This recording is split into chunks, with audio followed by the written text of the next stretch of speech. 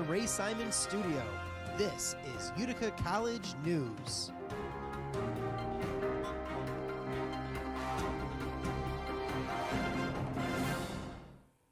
Hello, welcome to Utica College's weekly news update.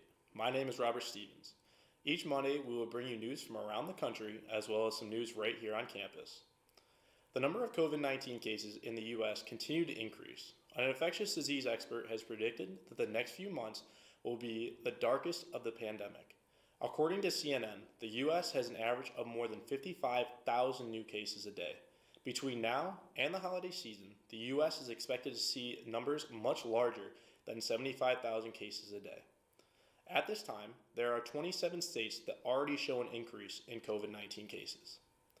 According to CNN, there will not be another nationwide lockdown unless the pandemic gets completely out of control. In the meantime, the public health measures will stay in place as a way to safely keep it open. These will remain in place at least until a safe and successful vaccine is available.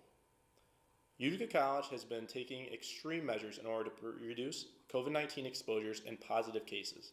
With weekly testing and a zero-tolerance policy, Utica College has had far fewer positives than any of the surrounding colleges.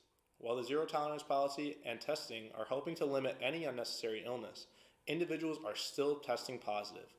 After what seemed like a negative streak was quickly broken with 2 new cases raising awareness for the constant need for social distancing, masks, and hygiene.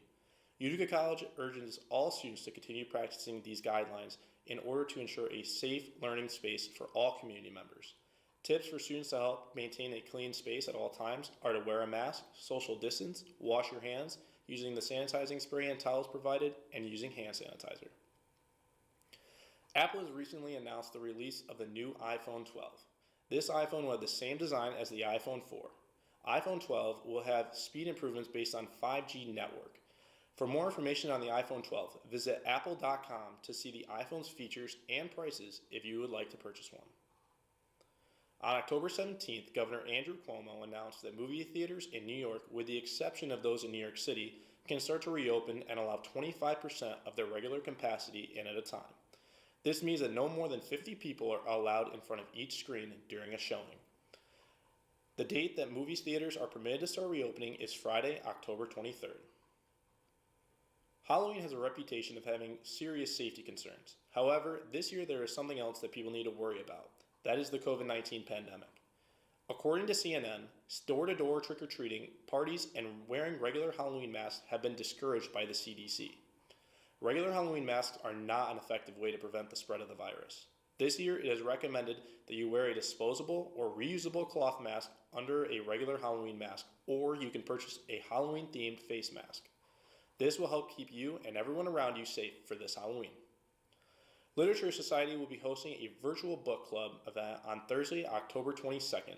Because of the Zoom's time limit of 40 minutes per meeting, the online event will be held from 3 to 3:30 p.m.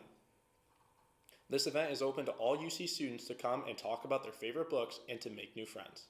The link to join the event is available on Pioneer Place. You can also check out the club's Instagram at UC Literature Society. If you have any questions or are interested in attending this event, contact Literature Society President Emmeline Alaya. We will be right back with our Club Spotlight series after these short messages. My name is Deborah Wilson-Alam. I'm the Executive Director of International Education here at Utica College, and the office is the Office of International Education. Our office is kind of the gateway to the outside world. We can take what the students are learning at Utica College and actually have them implement it and live it in another culture, and so gaining different perspectives while they're abroad.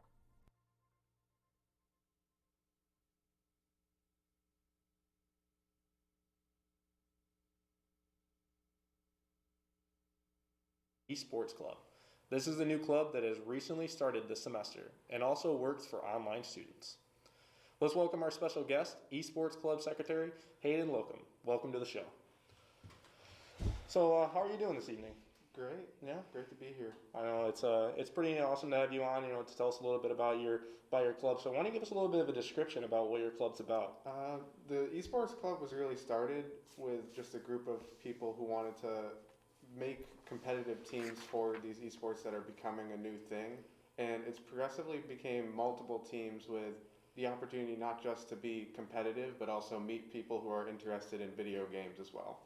And with like the COVID-19 pandemic, how has it been? Like with it being a new club, it's got to be difficult to kind of, you know, get the numbers to increase. But how have you guys been able to handle the COVID-19 pandemic? Luckily, with COVID and everything, video games are online in itself, so it's been pretty easy where online games haven't needed being closer than 6 feet like traditional sports have. So it's really been easy to translate from in-person meetings to online meetings with just online games. Absolutely, and obviously, like, how would students be able to get in contact to join your club?